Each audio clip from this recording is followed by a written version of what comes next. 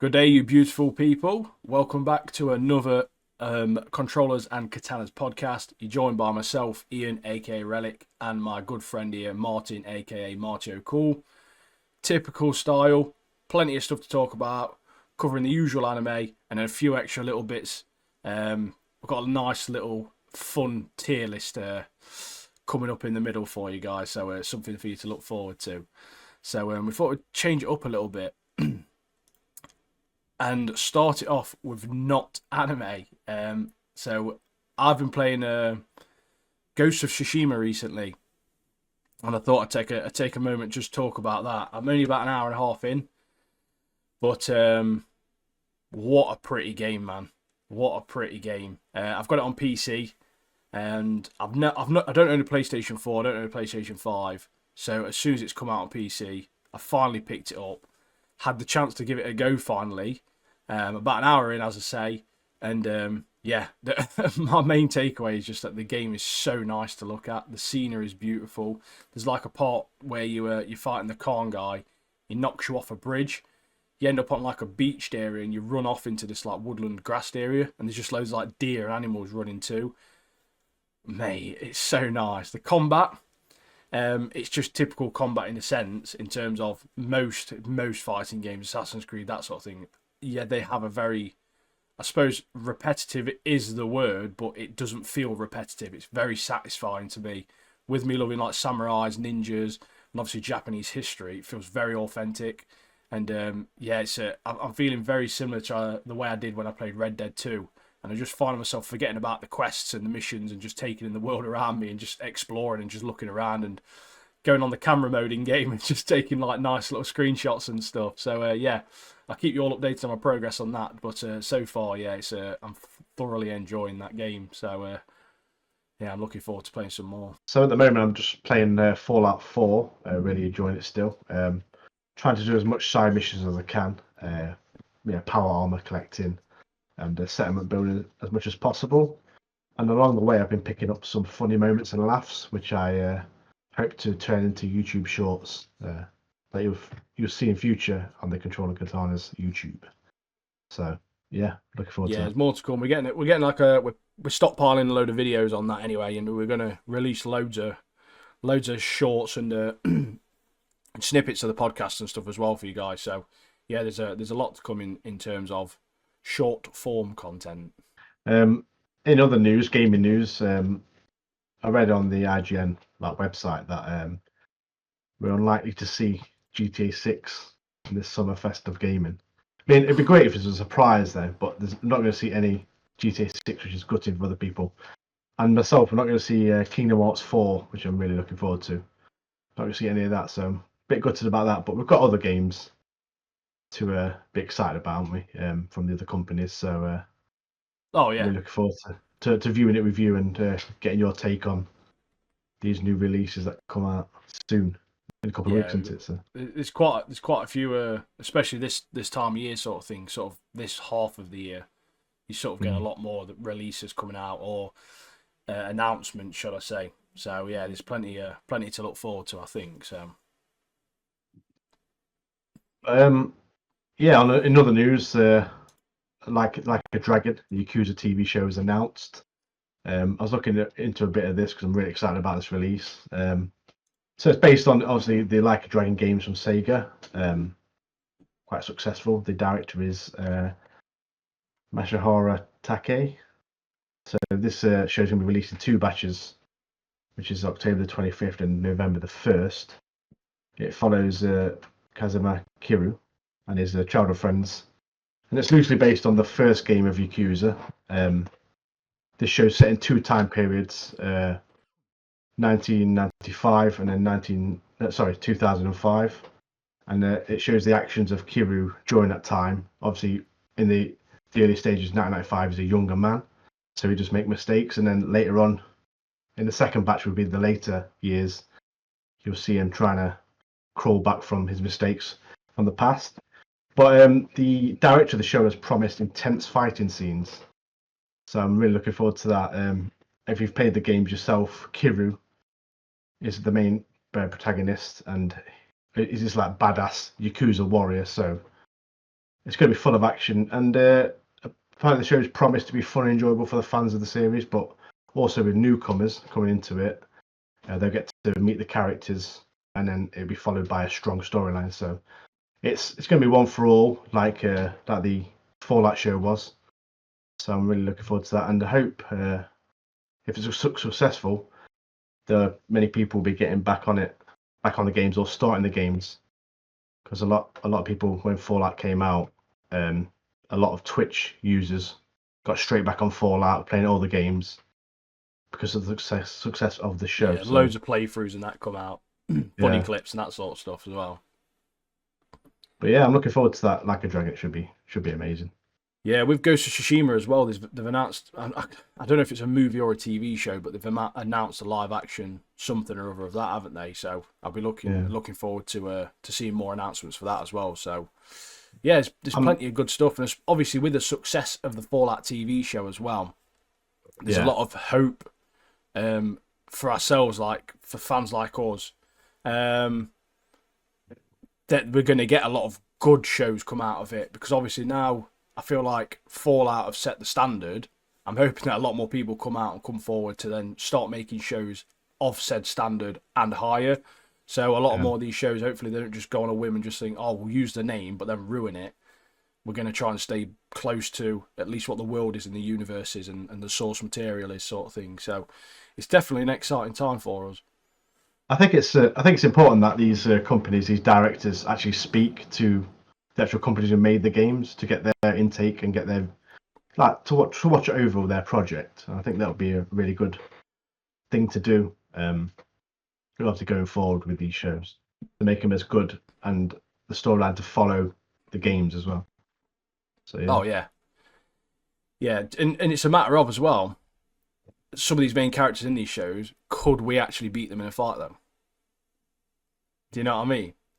I reckon we'll jump into the tier list. So we'll jump into it. Yeah, let me get my names. Let me find it. We're gonna start the tier list now, guys. I'm feeling it. Do you know what I mean? I'm feeling it. So this tier list is we've got 5 categories. We don't stand a chance against them. It's a hard fought loss. So we've done a battle. We've done as much as we could, but we still lose. It's a tie. It's a hard fought win. So we've had a good fight with them, but we've come up out on top. And then not even breaking a sweat, mate. Like, we are going to demolish them.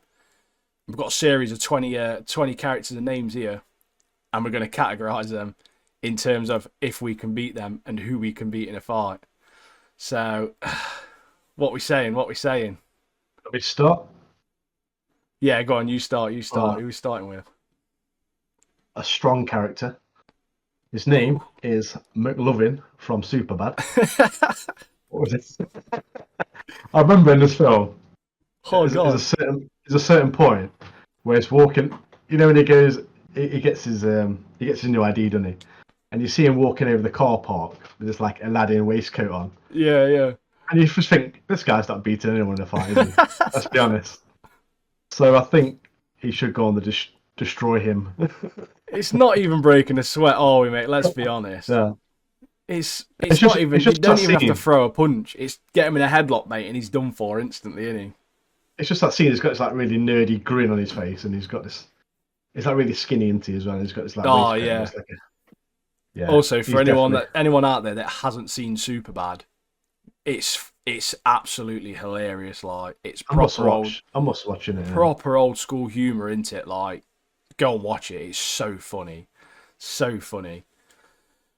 I'm going for a double one here, you know. Double one. Anakin Skywalker, mate. However, which version? As a child. Now, let's be honest. What is he? 8, 9, 10? I've got an 8-year-old son, mate, and trust me, I feel like I could win in a fight against him. For sure. So I'm not even breaking a sweat against child Anakin. However, we're going to get to Revenge of the Sith episode 3 type level Anakin Skywalker, mate. And I'm not even going to lie, with his abilities at this point, I don't stand a chance, mate. Can't be done. You're not gonna... He's doing me. Within a 15-year difference, mate, I'm going from easy fight to absolutely destroyed me, mate. Do you know what I mean? Yeah, it's been training up just to fight you. It's like, yeah, let's get this. That's Let's it, get on mate. his Sith powers. I battered him when he was a child, didn't I? In front of his auntie and uncle, mate. It's like Rocky music in the background. He's training up and stuff, That's ready to it. fight you Little with his montage, army. 15-year long montage. My next one's going to be the Predator. Ooh. Let's face it, we're done, mate. We're done. I must admit, I think you're right, mate. I just put on my notes, dead, just dead. Do you know what? Well, I'm gonna stick with that theme. You know, it technically he's not. He is in Predator, but he's also not in Predator. He is played by Arnold Schwarzenegger. I'm gonna go with Terminator, mate. Again, let's be honest. R.I.P. You best have your funeral arrangements in place because your family's going to be burying you. Do you know what I mean? Yeah. Like, If Cybernet give your name to the Terminator, like terminate this guy, it's over, mate. I mean, you might survive if you got like someone like Kyle Reese from the first film.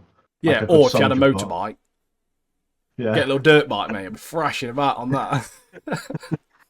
But yeah, you got no chance, mate. The cyborg will come for you, and that's it. Yeah, it's too strong, mate. Too strong. All right, I've got another one here. Oh yeah. Trevor from GTA 5. So this is one of the craziest characters in any of the games, I think. In any games altogether, I think it's one of the craziest characters.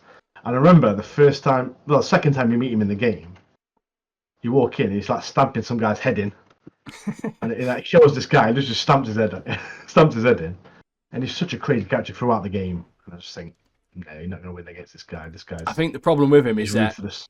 Yeah, that's it. He's his head's completely and utterly gone into it. Like he's not thinking about anything. He's got no remorse for his actions, mate. If he can get one good in, I think if he's drunk enough, I think it'll be a hard fought loss. But realistically, he's just going to keep coming back into it. Don't matter how hard you hit him, mate. He's coming. That's it. You're done for, mate. You're done for. It's got no limit, has he? You just go beyond that and just anything goes for him, doesn't it? It's just. Oh yeah. Right, let's get this in place again. I've messed this right up. Oh, yeah. There we go. Trevor, don't stand a chance, mate. Crazy receding airline geezer, him, isn't he? Right, I'm going to go for. I'm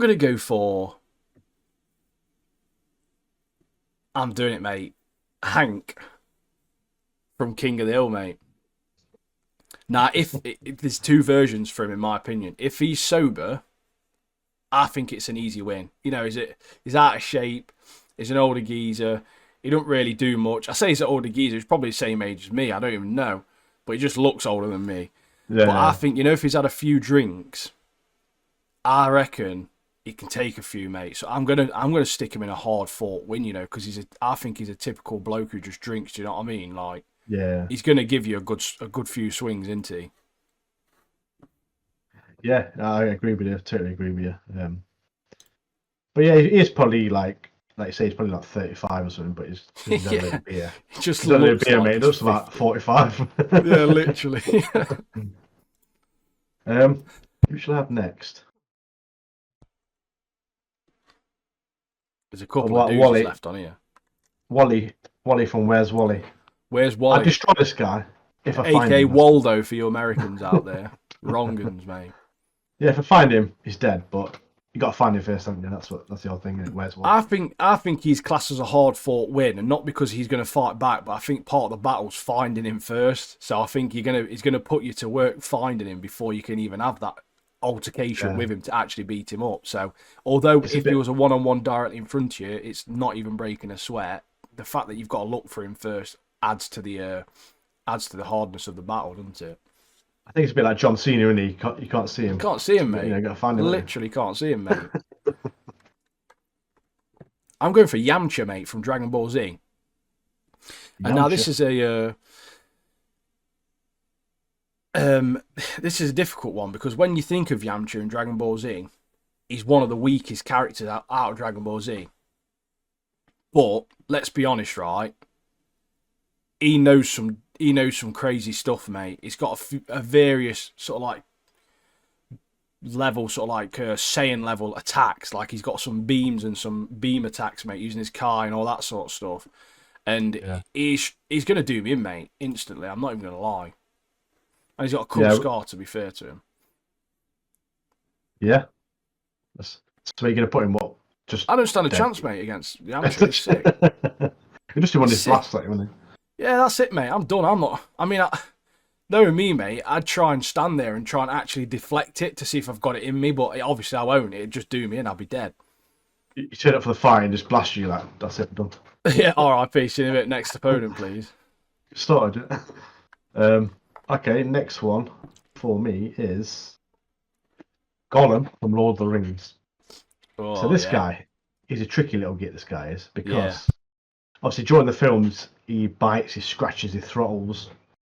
There's loads of crafty, dirty tactics. So I think it'd be a loss for me. I know in the films he took on two hobbits, which was Frodo and Sam. I know Frodo's a bit of a wimp, but Sam is one of the best characters in this show. So yeah. Do you know a fun I fact? think I used to hate Samwise Gamgee when I was little. what? Yeah, innit, mate? And then, you know, when you grow up and you learn, like, you watch it again, like, when you start to grow. When I was like a teenager, I watched it again. I was like, why did I hate this guy? Like, he's the glue, mate, isn't he? He's literally Yeah. the linchpin, we'd have called it on games. He's the guy holding it all together. He definitely holds Frodo together. So. Oh, he should have been yeah. given the ring, shouldn't he? Really? Let's be Oh, honest. yeah. Samwise Gamgee. See, Legend. when my thoughts on the old Gollum, Lord of the Rings, is that because he's a bit of a nutter, isn't he? But he's small and skinny. I could definitely put up a fight against him, I think, you know. Because realistically, he's just a hobbit, isn't he? He was a hobbit once upon a time, and he's transformed over time to an absolute psychopath. Do you know what I mean? But it's all this like crafty tactics he use against you. Yeah, he's a bit of a nutter, so I I think you, he'd like, beat me, I do. But balls and stuff. I think it would be a hard fought loss, you know. Yeah. Do you know what I mean? Like, I don't think it'd be I don't stand a chance. I think I could get a good fight in. Oh yeah, could get a few good hits in on him. But Like the rest of his teeth out. But what do you reckon? Do you reckon he'd do you in as well? yeah, like I say, but like you said, I'd put up a good fight, but Yeah. it'd be like grabbing your balls and stuff funny and stuff like that. Oh, he'd bite him, mate. He would. He wouldn't even grab him, mate. He'd fully bite him, wouldn't he? And he would not let go. Like he bit Frodo's ring finger off, innit? Yeah, In the proper. mothering. Right, talking of psycho creeps, I'm gonna go with Minoru Mineta, pop off from MHA, My Yeah. Hero Academia. I mean, A pervert. let's be honest, right? Absolute little creepo pervert, mate, 100%. Now, I would definitely batter him, mate. I'm not even lying. I don't care what school he goes to. I would batter him. But I feel like just because he's got a bit like a quirk, that makes it a little bit more harder for me to get to him. That it'd be a hard fought win, but I'd definitely do him in. I think, you know. But I'm torn because I feel like he could just use his pop off ability, stick me, and then just run off, and then it'd just be a tie. So like, I don't know. I don't really know where he lies, but in terms of brute strength, I'm definitely winning against him. Do you know what I mean? If you get like a swift boot on him, he's gone and Yeah. just fly away on him. Oh yeah, 100%. Yeah, I do agree with you. Like he could just use his quirk. I mean, in the show, he's a funny guy. I like him. Yeah, But he is a bit of a creepo pervert, isn't he? So proper pervert. He is funny though. yeah, he makes me laugh. He does. I think He's it'll be a tie, you know, because I think he'll get his quirk off on my feet, mate, and then I'll be stuck and he'll just leg it. Yeah. Yeah, put him as a draw, isn't it? So, right then. What about Colonel Sanders, KFC? See, at first, I've used a proper picture of him as well from like, he's about 85 years old, mate.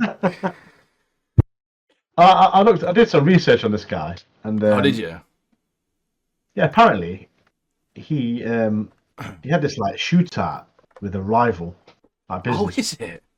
at like a petrol station, and he blasted the guy in the shoulder. So this rival literally shot at this petrol station and killed the Shell manager or something like that. Killed him out. Jesus. And then Colonel Sanders obviously because he was in the army and he's a bit of an army man. He shot back at this guy, shot him in the shoulder. Anyway, this guy like was on the floor, got arrested for like killing this other bloke. But anyway, I still put my notes. Uppercut him clean. I mean, I'm not being funny, right? It depends on what age he was. Like if you're talking like the picture I've used, mate, he's one shot and done, mate. He's brown bread, mate. But yeah, I agree with you, mate. yeah. Not even breaking a sweat against old man Colonel Sanders, mate. But yeah, back in the day, he was a bit of a lad. But yeah, I could take him. I could easily take him if he's 90. Do you know who else I'm absolutely demolishing and I can take as well, mate? Father Alvito from Shogun, mate. That little twerp, mate, with his stupid haircut. I swear to God, he's getting double-footed flying dropkick to the face, mate, and he's done it instantly if I saw him. That's it, mate. He's got no hope, he hasn't. When he's talking like gibberish to you, just like do a stone cold stunner on him. Oh, easily, mate. I'll be on one of the little temple roofs, mate, swanton bombing. Just waiting for him to walk by. He's talking to someone, he gets fucking swanton bomb on the head. Right, let's stick with the fast food theme. Ronald McDonald. Oh, McDonald. What we're saying? I'd say I'd easy take him. Do you reckon? I'd do what yeah. But I'd do what Steve Austin did to Booker T in that supermarket. I'd be throwing like burgers at him. With like nuggets on his head and that. Obviously frozen nuggets.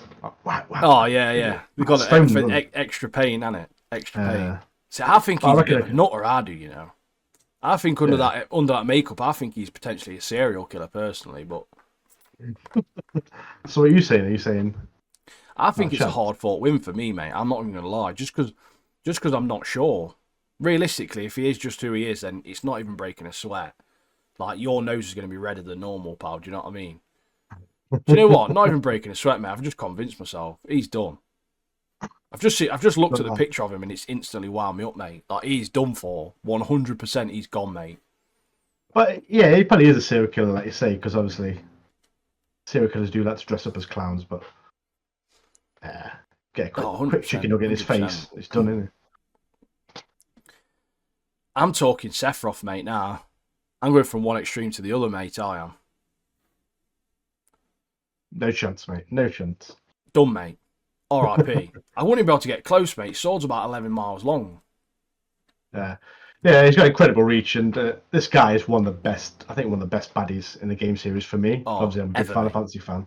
Ever. And obviously, when you get to use him as a character, you see he's got all the high-class magic as well. So, unstoppable force. There's no chance.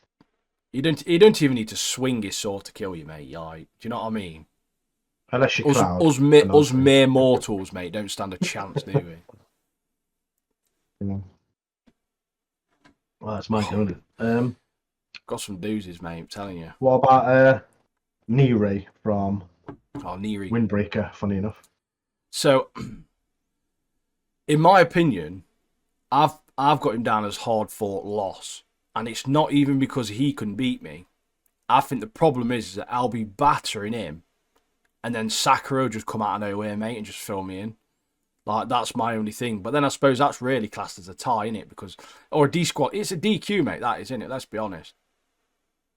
The thing is with this guy, like, obviously, later on in the show, obviously, because he's learning all these other people's moves, he's studying them all. I reckon later on in the show, he will be a badass fighter, like, with all different kind of skills from all the different people he's learnt from. But at this point, at this stage in the show, what we're watching, take him out, mate. Oh, yeah. If Sakura doesn't get involved. Yeah, if Sakura doesn't get involved, mate, it's not even breaking a sweat, because he's a little scaredy cat, isn't he? Yeah. A little scaredy cat, mate. I'm going from one to another then. I'm going to keep it relevant, mate. Kafka. This is a human form Kafka, no kaiju strength. I think it'll be a double knockout tie, mate. It's probably around a similar age to me, mate. It's going to be an absolute classic old man brawl knockout draw, I think, you know. 100%, mate. Because we saw him in the bathhouse. He's got a little bit to him, hasn't he? Yeah. Got a few ties, hasn't he? Yeah, he's a spare proper. tires, It like don't matter, mate. He's a proper grafter, isn't he? You know, he's got that yeah, proper bloke strength. Do you know what I mean? From like working a shift, like cleaning up dead body all day. yeah. It'd be slug for slug, wouldn't Yeah, it? 100%, mate. It'll be down to the Yeah, wire. So I couldn't say, mate. It could easily go either way. So I'm putting it down as a tie. yeah. I agree with that. Yeah. Well, the next one, Toad from Super Mario. What we Oh, saying? easy, mate. Easy win, mate. I'm saying, bop him on the head and Done then on the make a head, mate. full English breakfast and add him to it. Have some Pop him on mushrooms the head, there. mate. Fry Pop up. him straight in my spag ball. R.I.P. Done, mate. Hit it. Yeah, that's yeah. It's a definite win, isn't it? Not breaking a sweat. Now this one got me thinking, mate. When you added this, you know, old Ned Flanders. Oh yeah, Realistically, the normal form of Ned Flanders, right? Easy win. But that one episode where he's dead muscly, mate. yeah. I was thinking And I about that. think to myself, like, what strength has this guy got behind him? And you get a couple of moments in the cartoon as well where he's like, he goes a bit mad, doesn't he? Like he loses a bit of control. So Yeah. I think deep down he's got a few anger issues. I think old Ned Flanders has. Um, So I struggled, mate. I think I'm still going to batter him. Let's be honest. so But what in normal form? We're saying normal normal form. Yeah. form, mate. No, not even sweat, mate. He's done. Yeah. He's gone. Oh, yeah, I'll put even. him Do you in know what there I'd do as well? I'll knock him out and I'd shave his mustache off, mate. then. Do you know what? Shave all Looking at his his hair off and his picture, eyebrows. he hasn't even got any eyebrows already. He's defo getting done in, mate. He is. Yeah.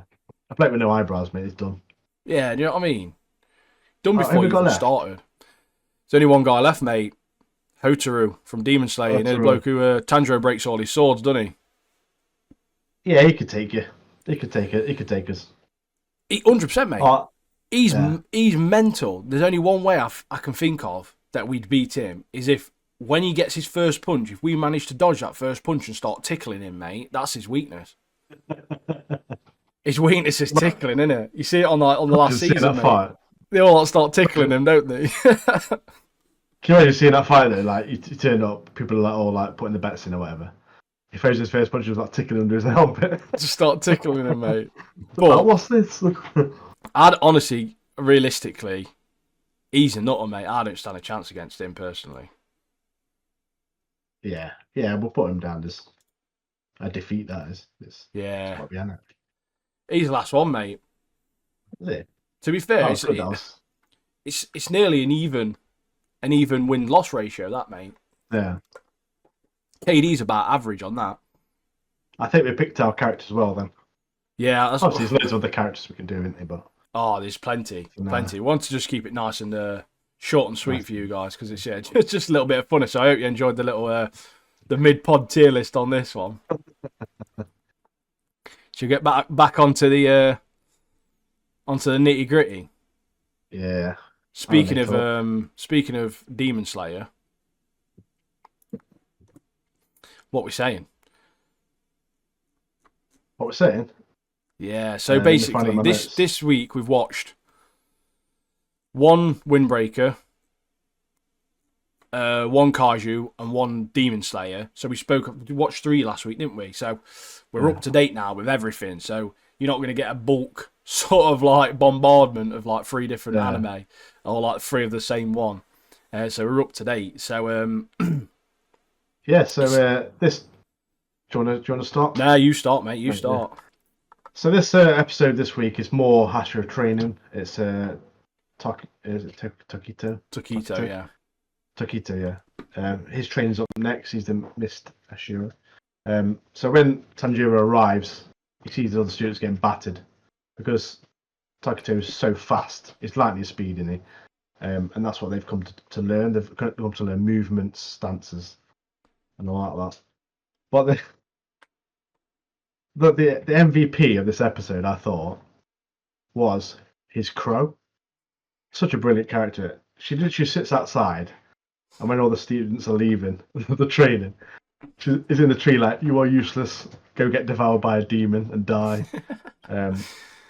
What are you looking at, bottom feeder? Yeah. And proper giving a really good roasting. Proper roasting. And the soldier's like walking off like down the road, and it's literally following him, like abusing him. I'm trying to say hurling abuse at him, isn't it? just absolutely battering him. But then there's a bit where they get some water on, the soldier getting some water. Yeah. And it's like, I think she says like something like, don't spill any water, or it's precious or something like that. And then Tanjiro's bird has a go at it, and it's like, shut your mouth, kind of thing. Yeah. Tanjiro's bird's getting fed up, isn't he? Yeah, but I really find that first scene with this crow, I just find it so funny. What a character! It's just a random dynamic, isn't it? To add just a crow that's hurling abuse at him. Just for some reason, it's just dead funny, isn't it? Maybe it's like tough love or something, or is it just to be a troll? You know what I mean? So obviously you get this part where when obviously he meets Tanjiro, rolls up, and obviously that Taquito looks dead serious. And then he sees Tanjiro, doesn't he? And he gets really giddy, like, "Oh, Tanjiro!" Like, everyone's like, "What? Why are we not getting this treatment?"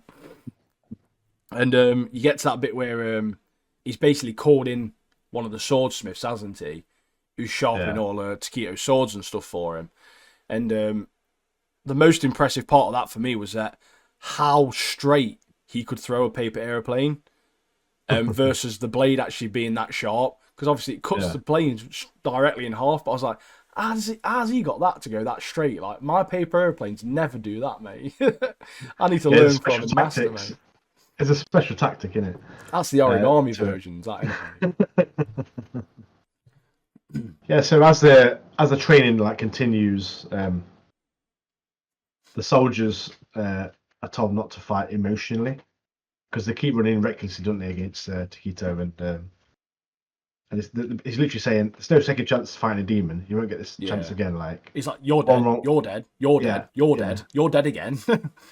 One wrong move, that's it. It's fatal. So, and he's teaching these moves because it's a precious thing to have. Because, like it says in the show, he wants these people to live like happy lives and long lives as well. So he wants to do his best, give them the best of what he's got to these people. Try and portray over to the soldiers his skills. It's almost like they're being hard on these. When you first watch it, you think, oh, they're being really hard on them. But the more it goes on, you kind of feel like, actually, no, they just really are looking out for these nobodies almost, because obviously you don't know anyone's names. And they are just trying their hardest to get them better just so they can defend themselves. And obviously, then they're not dying. Because let's be honest, the Hashira don't necessarily need these other people. The Hashira are strong enough as they are. Obviously, the backup helps, but they do want these people to be able to just at least defend themselves. So it does make sense. And also, obviously, they don't know what Muzan's got for him ready. So there could be like a million demons running at him. So having this extra help, these extra soldiers, will help out in the long run. Obviously, but this thing about to happen later on in the series. Oh yeah, there's thousands of eyeballs in the village as well. Loads of Neversoft logos everywhere, mate, isn't there? Yeah. I've called this guy the pervert demon. Because I think it's a woman. Is it? I think. I don't know. For some reason, I've got a feeling it's a woman. I don't know why. I've put in my notes like, this guy's definitely like, well, if it is a woman or a man, it's definitely like upskirting. It's a creeper regardless, mate, isn't it? Yeah. It's like the Dark Knight from Konosuba, mate, dropping his head and rolling under that person's skirt, mate. That's what he's doing, isn't it? Yeah, it's definitely like upskirting or looking through windows at people getting changed and stuff. All in the bath asses and stuff, like you say. Yeah. But then you get that part. Tsunami and Obanai? Snake dude and the wind dude. Yeah. So they're sparring. You get to see a lot more of obviously what Demon Slayer's known for, which is obviously the incredible animation. And it turns out, obviously, everyone keeps looking at Taquito like, oh, every night he leaves, he get washed up, and he goes every night through there. I don't know what he's doing or where he's going. And it turns out he's basically sad that he's been getting left out of these like training sessions because obviously they've been battling out each other 1v1 for a while now. And then they basically say, oh, out of respect, you can face us 2v1. And he is sick, mate. There's that little exchange. is very visually pleasing. Like the animation's so good, mate.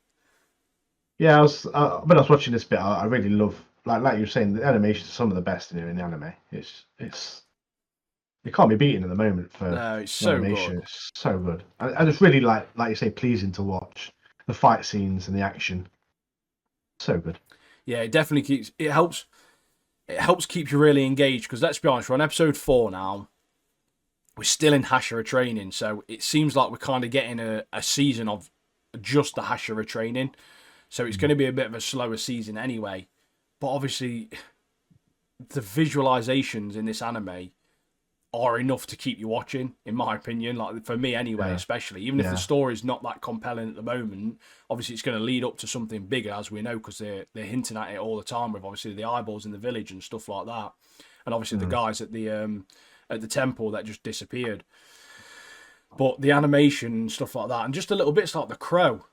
It's just those little bits. Honestly, they're funny, I aren't they? love it. They make you Yeah, feel like it was worth you watching it because you've got a laugh out of it and you've got a little bit of yeah, enjoyment out of it. And obviously, like me and Martin who work full time, that's literally what we're watching it for. We're watching it for a little bit of a break from reality and a bit of yeah. enjoyment. So, yeah, I'm the enjoying visualization's nice. I'm enjoying the Hashira training because obviously you find out each of the Hashira's skills, the fighting styles, their Oh yeah, special moves as well, which I'm really enjoying. Yeah, that's a good part of it.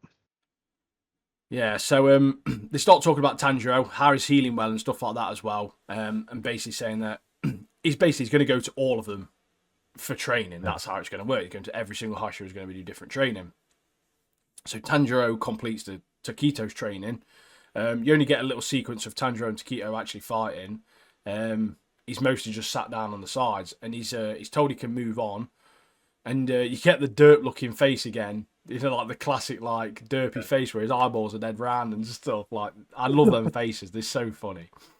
And then all the others in the background as well. They're like, if he can move on, then can I move on as well? We've been here for like 2 weeks. And he turns around dead serious, like, what are you talking about? You're not even close. Go practice some more. Yeah, I like it. I like it now as well that the Hashira and the other soldiers are really showing Yeah. that Tanjiro is like a top-notch bloke in it. Is such a on a higher grade than all these other soldiers in it. For an Such a MC, big for a main warrior. character as well, he's very good because he's so likable. Yeah. He's likable for the Mm. audience as well. And obviously everyone Yeah. in the show, he's so positive within the show for obviously everything that's happening and everything that's happened to him Yeah. that it makes him easy to like. And it reflects in the show as well because all the Hashira are like, they're talking about him because obviously they know he's special. And obviously all these nobodies as well who he's training with, like he basically is doing things for them as well. So they obviously all really like him as well. Like he offers Taquito outside to have a paper airplane throwing contest just to try and get him to speak to the others a little better. Like, Yeah. no one else would do that. Like, or they wouldn't even like accept doing that if it wasn't Tanjiro. Yeah.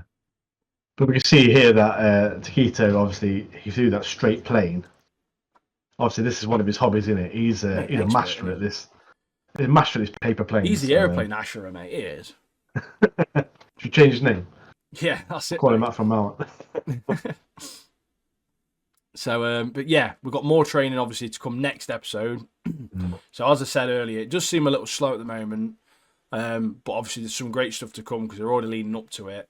But we, again, even though it does seem almost filler in a way, it's still enjoyable to watch. Like it's not as exciting, but the little exchanges in the animation and the funny faces and like you say the crow and stuff like that. It just adds to it, and it obviously makes it worthwhile watching them every week. Because as I say, they're only 25 minutes, and let's be honest, Yeah. it's not a lot of your time, is it really?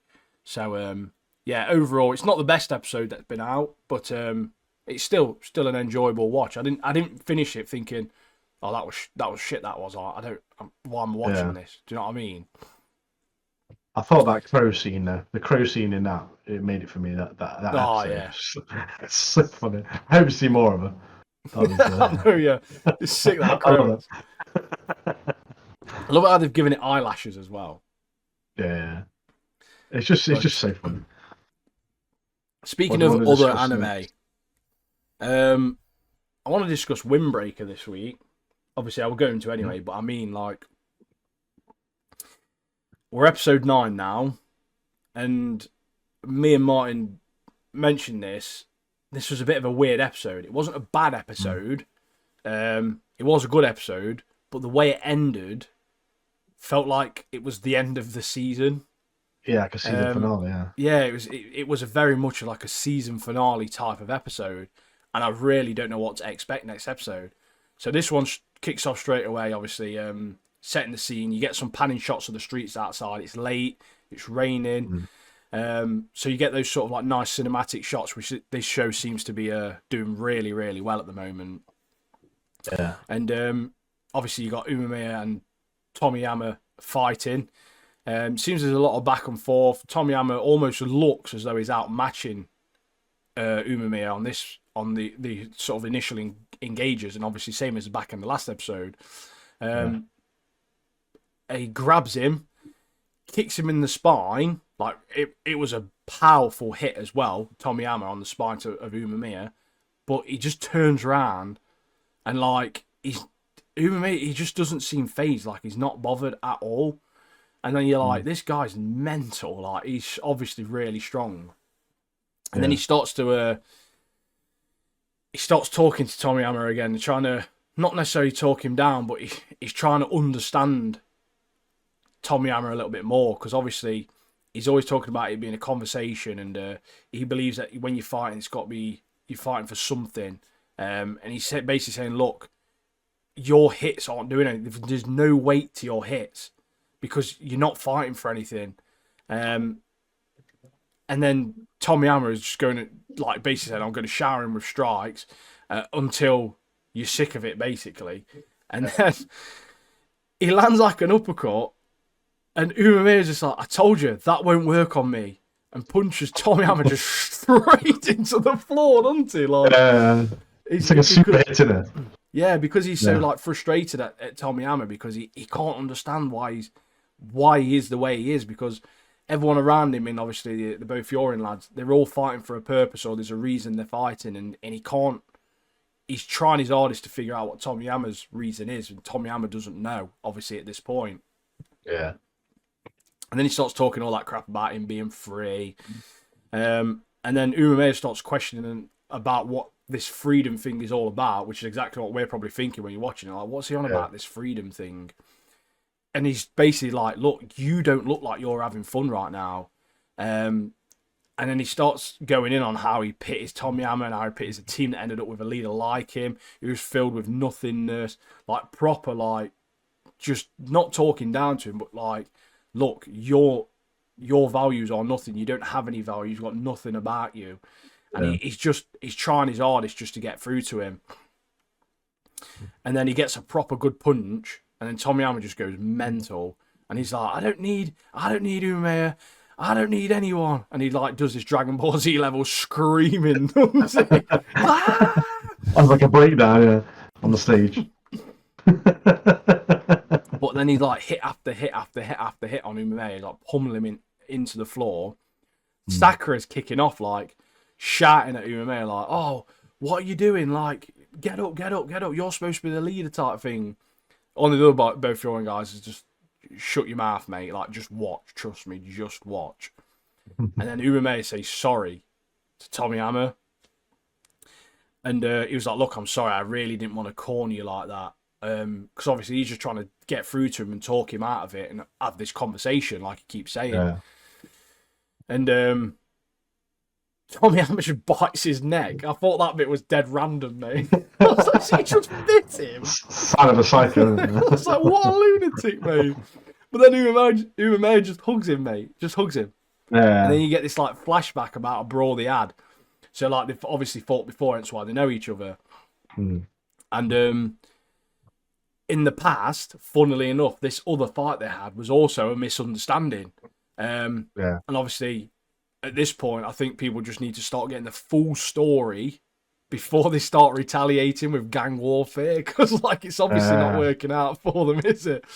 But they've had all these occasions. But it was a Shish Torin versus both Yorin fight. Yeah. They'd fought and people are thanking Tomiyama as they walk around, like his teammates, for being there and being there for them. And Tomiyama thanks Umemiya, saying, "Oh, it's the most fun I've ever had in a fight." Like, and Umemiya says to him, "Back then, your fists were heavier; they felt heavier. You were more dazzling." Basically saying, like, look, just by looking at you and how you were with your friends and the people around you, you could see you as a better person. And he's just stood there, like, crying his eyes out, mate. Like, absolutely crying his eyes out, and he's obviously slowly starting to get through to him. And he grabs his face, and this is, like, probably one of the gayest moments in this anime, mate. Tells him to look back and find what it is, obviously, that he's, what he had, basically look back and find what he had back then, because that's what he needs to do. He needs to find that again, and he needs to find that whilst he's on top, and he needs to drop, basically, all his bad feelings, his negative feelings. And then Umemiya just drops the nastiest headbutt, mate, on Tomiyama and just sparks him out fully. Well, it just drops back, doesn't it? That's straight back. Yeah, he's done, mate. His eyes are gone. He's RIP'd him on the spot. And you're like, what? So sick, mate. But then go on. So he drops back, and then he goes into kind of like it's like a dream moment. Like it's like a flashback dream type thing, isn't it? Yeah.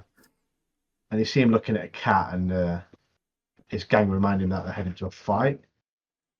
And it flips to inside Tommy's mind, which is a very dark place. Yeah. At that time, and he's walking towards. As he's walking around, he sees like Tomiyama. He sees him like looking through this like thing on the floor, like a light in it coming through the floor.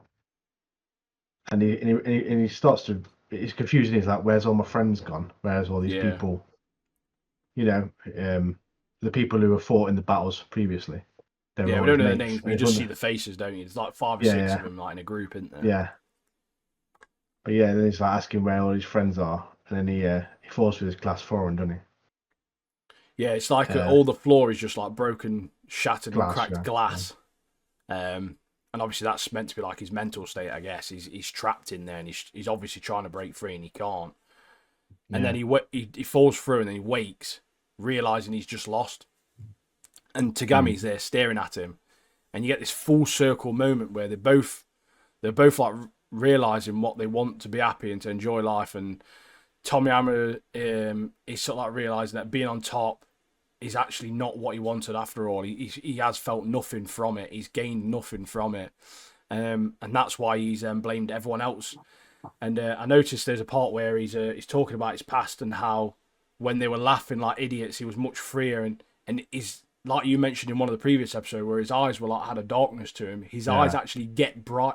You visually see them get brighter when he starts talking about all these happy moments. And then they're both just like absolute bromance crying at each other, mate, aren't they? When he's on about where he reached the top and he found nothing, it gives that example of like you run up at the top of a mountain and there's treasure at the top. And then he opens his treasure chest, and there's literally nothing inside. And it's empty. So it's all for nothing. Empty. Yeah, it was for no reason at all. Yeah. And then you get this moment where Tomiyama's trying to give Shistorin to Umemiya, and he just goes, "Hell no!" I don't want that responsibility. And it's like, but this is what I mean. This is why it felt like a season finale, because he goes, "Hell no," and then he just says, "Let's just be friends instead." And then all the crowds are confused, aren't they? Like, what? Everyone's spun out, mate. Even the people watching are like, what's going on? Yeah. And then he just goes, "That's a wrap, get lost." And it ends. So I've literally got no idea what the next episode's going to be. Like, I genuinely don't know. Obviously, we might get an introduction to Zinc. I'm not sure at all. Like, I really don't know where it's going to lead, because that genuinely felt like the end of the season. So it's literally going to go back to normal, and then what's going to happen then? It's like... Yeah, is Zinc going to also come and offer him out? I don't know. So I'm kind of a bit of a loss as to what my prediction's going to be next, because there isn't any. Like, I genuinely have no idea what's going to be next. Like, I suppose we'll have to wait and see, won't we? What would be good is, like, they go back to their school and it's under attack by Zinc. Can you imagine that? Oh, like, yeah, Zinc are just inside chilling. Yeah, while they're away, Zinc's attack their school. That'd be good. Infiltrated it, mate. Yeah. Oh, But I don't know where it's going to go, mate. It was so weird that at the end of that episode, it was. no, it weren't I can bad. see the Like if tomorrow. that genuinely, like if they said that's the end of the season, I genuinely would be content with that because it makes sense. Yeah. Like that would make sense to be the end of the season. And then start again, new season with something else. Yeah. But an anime that ended where we do have an idea where it's going to go next episode, Kaijou No.8, mate. What we're saying about that one? Sick, mate. This show, this show is So so good. good. We have this the starting scene with Hoshino in it. Yeah, Hoshino and Kafka. Hoshino. Yeah, they're literally having this fight because obviously last episode we had this like fight through the alleyway, didn't we? They were like fighting. Kafka was dodging, and Hoshino with them two blades. He has become my favourite character. He's so good. He's so good. He's so good, mate. It's just so fast. He gets a really good few hits on Kafka, doesn't he, in this fight? Yeah. Obviously, Kafka don't want to do anything because it's his like vice captain, so he's trying to like dodge him and trying to get away. Yeah, but well, he's a good Hoshino's guy. so He doesn't fast. want to. Yeah. He doesn't want to hurt Use him or against anything. He's humans. just purely Yeah. on the defense, isn't he? So he's literally backing off, trying to flee. There's one point there, Hoshino slices him, doesn't he? Oh, And man, his core becomes exposed. Yeah. So he nearly kills him off, but he manages to get away, doesn't he? Oh yeah, Old Kafka. yeah. So after that chase sequence, mate, them both was so cool. Like Such a good Kafka can animation. regen his limbs as well. Mm. But obviously he's on the defense, like you say, and he is a good guy, so he's just trying his hardest to just not get killed. Basically, that's all he's doing. But then you get that moment, doesn't he, where he manages to grab one of Hashina's blades with his like body, and he punches it down and creates like a shockwave to get away. I thought that bit was like really, really cool. It's a bit before that as well, where he does like a special move, doesn't he, Hashina? He does like a double attack, like shockwave. But then while he's doing that, he does like a third attack. Third attack. He's like, oh my god, there's three attacks. But that would have killed Kafka off. But he managed to grab the blade. Yeah. And rather than punching Hashina, he punches the blade, doesn't he? And like his weapon, rather than hitting, his vice captain. And obviously, Hashina flies back, and then Kafka is allowed to escape. He's done, mate. So there's a bit that made me laugh here as well. You get that part where Hashina's like sulking into it, like, because Kafka got away. And then Mina comes up and just takes a picture of him. Sulking, I'm going to document this. Just takes a photo of him. I like the bit as well, like, Hashina's like, this kaiju doesn't seem like he wants to hurt people. Like, over the past couple of months, we've not had any attacks on humans. And then Mina's like, yeah, no, but our mission is to kill. Despite what he's like, our mission is to kill kaiju, so... Yeah, that's he's an enemy. And now you get that sort of like confirmation where you think if they know who he is, they're probably just going to end him regardless. Mm. Obviously, they now know that the Kaiju number 9 was disguised as a human. So now they have that to worry about, because I think literally anyone in the defense corps could genuinely be a Kaiju, because no one knows. Obviously, no one knows. And then you get that bit where it cuts to number 9 walking on that road into a tunnel. And this is right. If this was me, mate, in real life, right, realistically, if I saw someone walking slowly into a tunnel and I was in my car, my instant thought would be, they're either on drugs or an absolute nutter. I'm going straight around them and I'm gone, mate. My thought would never be to stop, beep at them, physically get out of my car to then shout at them. Because look how did that go? How did that go for that guy in that car? Let's be honest. It just reminded me. It just reminded me of like once when I first passed my test in my car. I was driving home, and there's a drunk guy. I passed this pub. There's a drunk guy on the road, and he collapsed in the middle of the road. Rather than getting out and helping him, I just drove random. Yeah, I mean, that's what I'm doing with this guy. Sometimes you don't know though. Like you don't know the reasons for stuff, and it's like I know what you mean. Like.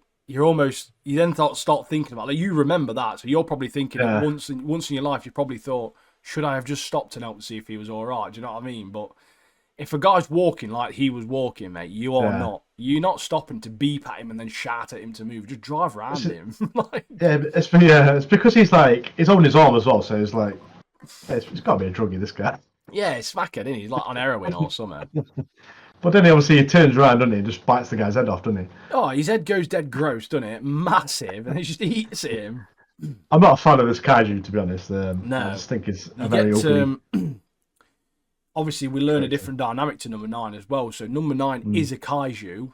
I don't think he's like Kafka, where Kafka's obviously got that kaiju that's got inside of him and it's turned him into having the ability. So he's a human, not as a human first, and then he can turn into a kaiju. I think number 9 is a kaiju that can obviously change forms.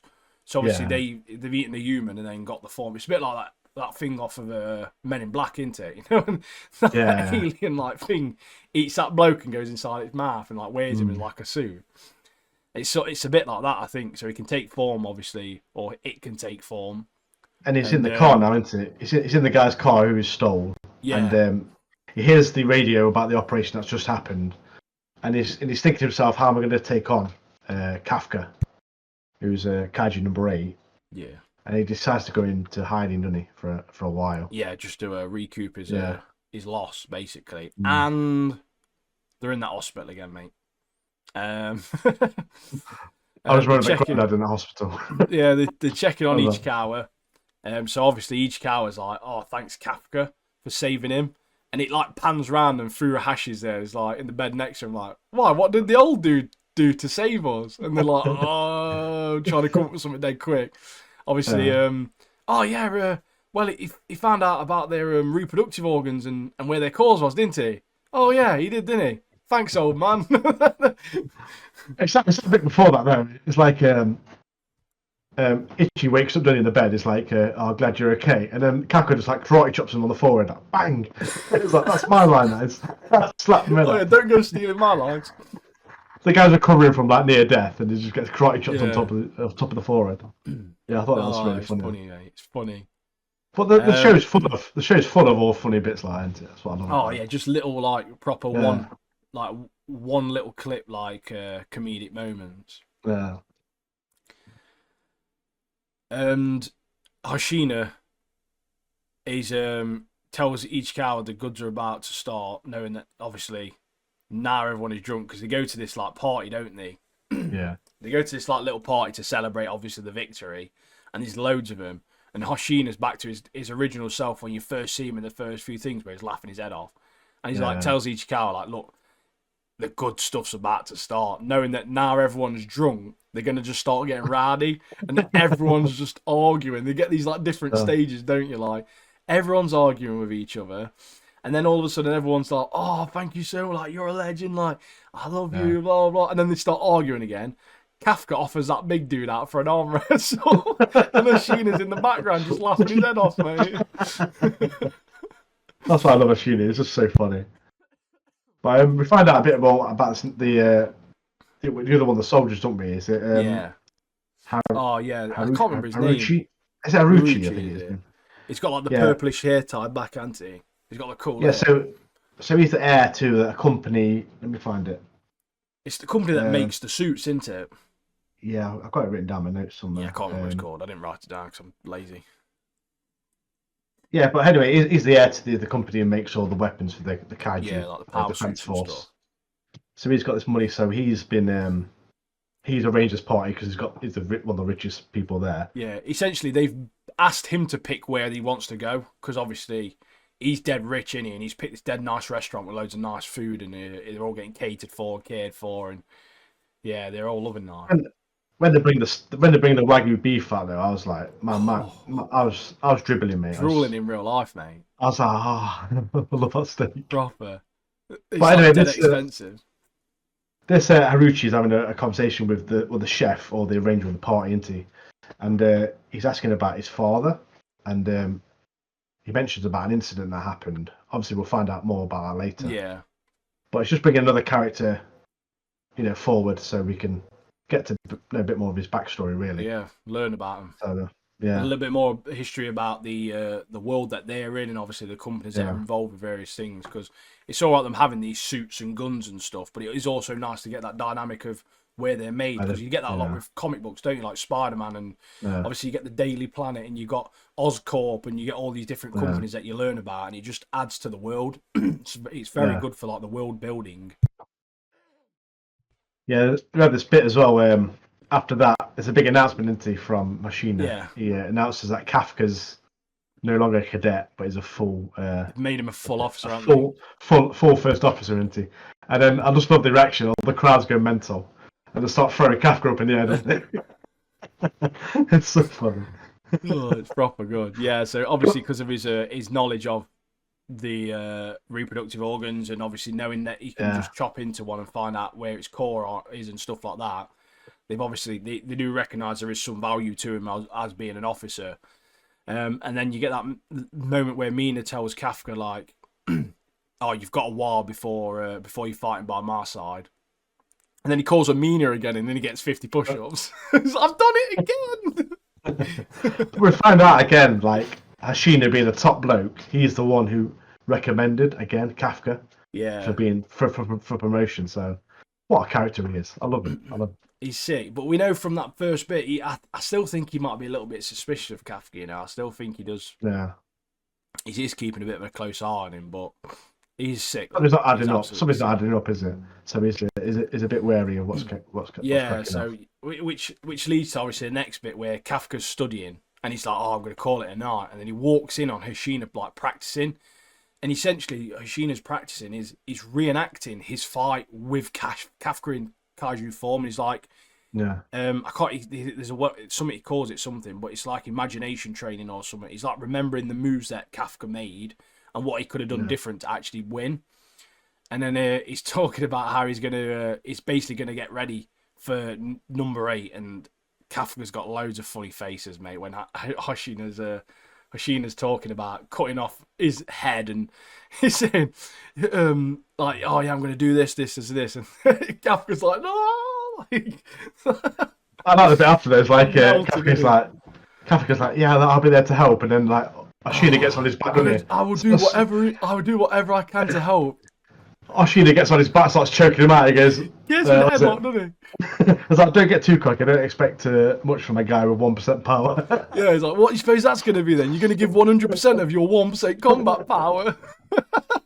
And then the bit after where Kafka's crawling off is like, bye. And then Ashina goes, but well, you have 1% of my expectations, so kind of left it on a good note for him. Yeah, so he's like, yeah, he's almost been a little bit Yeah. wholesome in a way, isn't he? Like, Yeah. oh yeah, at least you can count on 100% of that 1% sort of thing. Yeah. So he obviously appreciates that he can be there for backup, even if it is just 1%. Well, but what do you reckon to the cliffhanger at the end of the episode? Mate, then?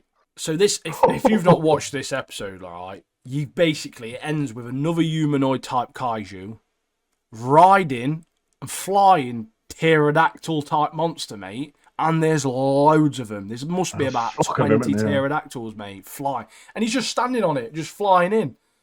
Mate! I like what he says as well. It's like a red kaiju, and it's like initiate descent. Or I was like, nice. So they're coming down now. They're coming down to fight him. So that's gonna be so good. This next episode is gonna be sick. Like, it really is gonna be sick, mate. Out of all of the ones we watched this week, Kaiju is definitely the one I'm most excited for next episode, 100%. I mean, intrigued to see where Windbreaker goes, like we said earlier. But yeah, Kaiju this week. Oh is yeah, so good. yeah. You know, because I know what I'm expecting. We're going in a little bit blind, aren't we, to Windbreaker almost? Yeah.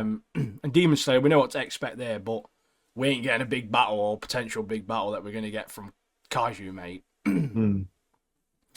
So also we've picked up a new show. So we know a lot of you guys obviously are into anime, and we've been speaking about sort of like we've had a little bit of Marvel moments, little DC moments in the past when we've been doing different tier lists and that sort of stuff, or we've been doing various bits and bobs regarding powers. We've picked up the Acolyte. I don't know if you want to kick it off, Martin, with the Acolyte, mate. Yeah, so Acolyte, obviously the Star Wars universe, new one Disney. I think 2 episodes are out at the moment, but today we're just going to discuss one episode. Yeah, we're First discussing episode. episode 1 because that's all we've basically got time to discuss, really. Yeah. We've had time to watch, basically. Yeah, so it kicks off. It tells us that this is set 100 years before Phantom Menace. It tells of a galaxy of peace, which sounds beautiful, but we all know that there's always someone behind the scenes Oh, there's wanting no to. such thing as peace, is there? Yeah, there's always someone wanted to disrupt the peace, didn't they? Doing dodgy Yeah, stuff behind the always. scenes. Always. So, so the first scene, it's in. Is it Yuda? Yuda, isn't it? The Yeah, I place think where- that's what it's called. Yeah. Yuda, yeah. So this lady assassin is looking for a Jedi. She travels to a nearby bar and finds the target, which is Master Endara, which is actually Trinity from Matrix. Classic. And then she asks, she has to fight her, and but the Jedi needs a bit of encouragement. So the lady batters all the Jedi friends around the table.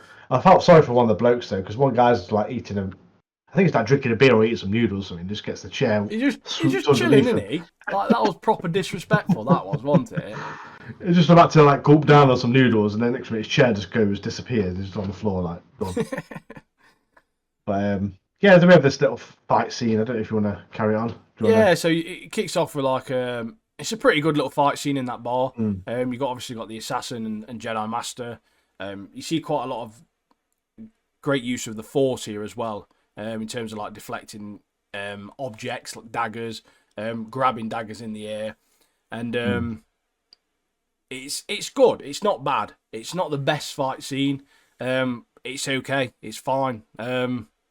Basically, you essentially get the assassins, essentially tricks the Jedi, goes to throw a dagger at an innocent chap who's he like works behind the bar. The So chef, the innit, Jedi goes to stop the dagger, and as she does, she gets one in the chest, basically. Secret blade And, in the Yeah, chest. a little hidden blade. But yeah, as I say, it's fine. Like, it's okay. It's pretty good. Like, it was quite an enjoyable little fight scene. You say with the Matrix, it was quite reminiscent of the Matrix in a way, almost, wasn't it? Like some of the ways they were moving and things like that. So I was a bit annoyed though that she literally died straight away. Then yeah, gone. that what? How much she got paid for that, mate, as well? Yeah, bring Trinity in and then just kill her off straight away. Yeah, so I've not my notes aren't as in depth as they have been with the anime. Yeah, we're just gonna flip through, aren't we? Yeah, so like for example, I wasn't really a fan of the white and yellow Jedi attire. It's like they've got like this yellowy sort of like vest type thing with a white cloak, which I understand where it comes from. It's like I can't remember what it's called, like the High Order or something. There's like some books about it. About obviously various parts around the similar time that the Acolytes obviously based, and they're wearing that sort of attire, but still not a massive fan of it. They just seemed a bit like a cult in a way, which I guess Jedi's really are. It is a bit of a cult in a way, to be fair. Yeah, some of the characters in the show I thought were really good. I might be skipping ahead a bit here, but we've discussed about Master Sol, the bloke from the main character from Squid Game, wasn't it? Squid Games, yeah. He learned English just for this show, you know. Did he? Yeah, I saw an interview thing. Apparently, he learned to speak English just so he could be in the show. But his character, I thought, for me personally, like the episode was okay. It's probably like 6 out of 10, but Master Sol, just to see his character, I really enjoyed his character. I thought it was really good. Yeah, I've put down for me. I loved his character already. He was he's obviously like a classic, very level-headed Jedi, and I put down gives off massive Qui-Gon Jinn vibes because he's like seems like a very humble character. It's quite stoic, and he's got quite a good dynamic with obviously his students and obviously the other characters.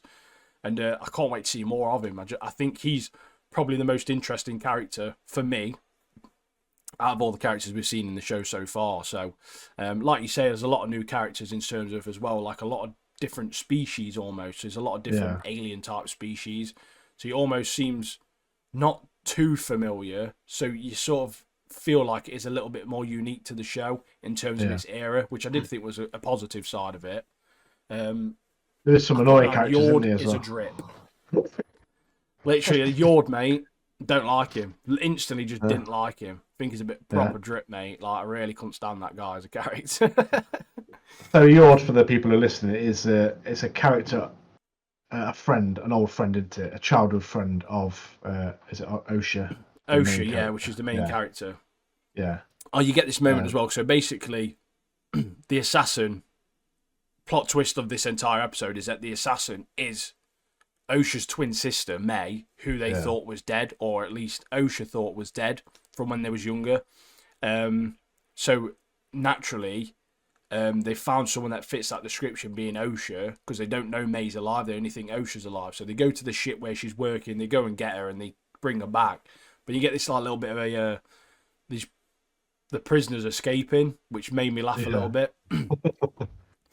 And one of the guys in there, he's like some he's like a robot one. I can't remember what they call him. His name's on there somewhere. It's like Prisoner 6 or something like that. He's got this massive like potato head, meatball head with this like thingy on, visor on, and he's essentially like the robot that helps them escape. He literally looks like some deformed RoboCop character, mate. Like, proper bad. It's like RoboCop without his helmet on, but his head's bloated up. Like, it's proper stupid, mate. Oh, yeah, but then when they obviously get caught, don't they? And they're in that bit like, oh, it was the Jedi killer, like proper trying to grass her up, mate. I did like it's Pip, isn't it? Her like little Pip, the little droid. Yeah, it's like a little droid, isn't it? Yeah, it does like loads of different like it's got loads of different skills on it. Yeah, you can like take it apart for like yeah, that's right. Yeah, I thought that was pretty cool. I did like that little character. Pip's sick, to be fair. But yeah, obviously, like I say, the plot twist of the entire episode is that Osha's got the twin called May, and that, to be honest, something I wasn't expecting or I didn't think of that could be the case. Through the episode, you get a different part where she's on a planet and she's like sees her like younger sister. She's not a younger sister, her sister young, like running. And I almost thought to myself, maybe she's got this like darkness inside of her that's sort of, she can't remember what's happening, and she's like just got a little bit of the darkness, obviously with Star Wars in her, and obviously that it wasn't the case. And you got Yord again, who's like, oh, I didn't know she had a twin. Shut up, mate. Who gave you permission to talk? Like, you're a creepy little veghead, mate. You are. But there's that another annoying character, isn't he? That one who's like, oh, can I have permission to speak? Shut up, mate. She looks just like a standard cosplayer, bro. She does, doesn't she? Like, she's got a bit of makeup and she's glued some horns on her head. Shut up. It's a good job Soul's in this, mate. Yeah. The thing is that, you know, that annoying girl, she like don't like Yord as well. So she's on the same boat as you, mate. She don't like Yord. Yeah, I know, mate. I respect that, don't get me wrong. Oh, they come in the spaceship, he's like got his top off. Like, get your top on, mate. What are you doing? Yeah, shut up, pal. What are you doing, mate? No one's looking at you. Get a grip of yourself. But from this episode, I'm not really sure what to expect. I think if there's like I'm not sure if it's going to be like a sister versus sister battle, or something like that near the end, just to add to obviously like the absolutely messed up family dynamic, mate. Like, I don't know. But the ending to the episode, where there's the Sith on the rock and he gets his saber out, sick, mate. Love that. Absolutely love that. Just because red lightsabers are the best, mate. I love them, mate. Yeah. I mean, Sith in general, I prefer them more to Jedi. Oh, they're cool, aren't they? Sith are just so cool. Darth Maul, Darth Vader, Kylo Ren, you know. So good. Yeah, it was, like you say, probably 6 out of 10 episode, to be fair. Nothing to nothing to shout home about.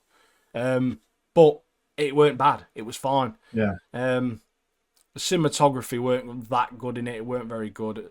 It's a little bit flat, really, in parts. But I appreciate, with a show like this, it's a lot easier with animation. But with a show like this, where a lot of it is filmed on a set, it can be quite difficult sometimes to get that, especially with something like Star Wars, where they're on a lot of like snowy planets, or they're on like very built up like city and town areas and stuff. I understand it can be a little bit difficult, But yeah, I've put down a 6 out of 10 for this one. Yeah. Same here. Yeah, I totally agree with you. I mean, it's no Mandalorian, is it? No No, Mandalorian. No Mandalorian was Ahsoka. sick. Ahsoka's very good as Ahsoka well. was so good. Yeah, I enjoyed that. But But yeah, we're going to discuss episode 2 and 3 next week, aren't we? episode 2 and 3 next week. Yeah. Yeah. And then obviously we've got more Demon Slayer, more Kaiju. We've got more Windbreaker, and then I'm gonna hopefully I'll have a bit more Tsushima to chat about as well, and come back with that and see what my 3-4+ hours impressions are of the game, not just 1.5 hours impressions of the game. With that, with the Yakuza I was on about earlier, I'm going to start playing through some of the games offline, like off stream, recording it, and I'm going to get some on YouTube. So if any of you guys want to see that, it'll be on my YouTube or maybe Controller Katana's YouTube. Just like let's play kind of playthroughs of the games. Playthroughs, yeah, part 1, part 2, etc.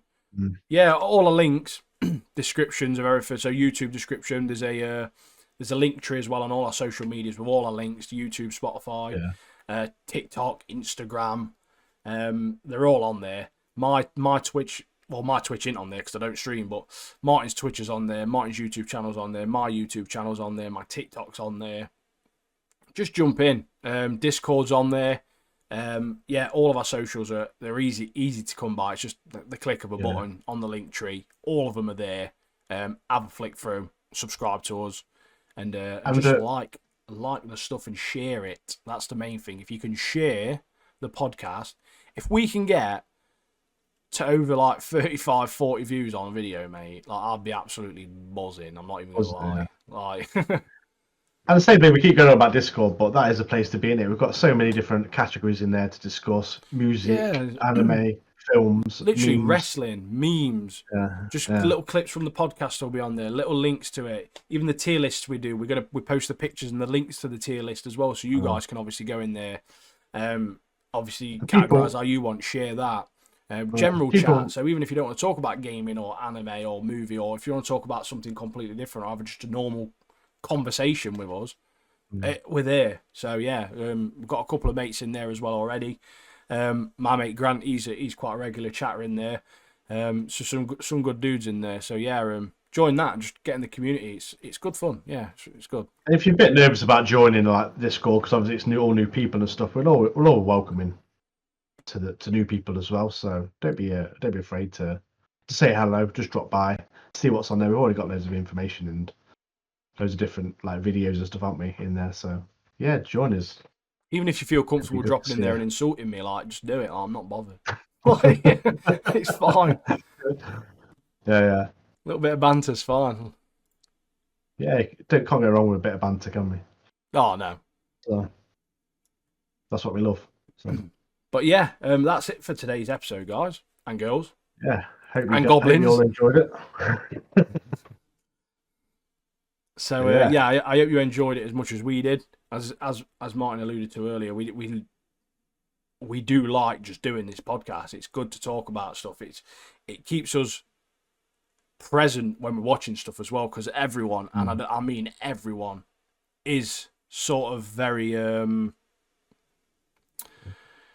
guilty of just being on the phone when they're watching shows and stuff. And the only reason I'm on my phone now when I'm watching a show is because I've got my Google Drive documents up and I'm just writing notes down about the show that I'm watching. That's the only time I'm using my phone now, when I'm watching a show. And it's sort of got me looking into things a lot more, looking into the background of like scenes and looking for little extras and Easter eggs, and just making more attention of obviously what the characters are saying, what they're doing, what's their body language. And I'm starting to enjoy stuff a hell of a lot more than I have ever enjoyed. So just even anime we're not even talking about, Konosuba for example, I'm still making little notes here and there to talk about in the future. And it's fun. I'm actually really enjoying it. Konosuba is so funny. You know? I love that show. Funny, mate. It's like taking the mickey out of all like the isekai stuff. It's just knows it's pervy, but on purpose, and it just does it so well. It's hilarious, mate. And like every episode you watch, you're guaranteed to laugh, aren't you? It's just something they put in there, just to like appeal to you and make you smile. That's why I love that show. Every episode's it just draws me in with its comedy and also its action, and also Yeah. it's set in an RPG world as well. So But yeah, I hope you guys enjoyed. As I say, drop likes and everything, subscribe and everything, and join the Discord. And we shall catch you next Friday. see you guys later. Peace.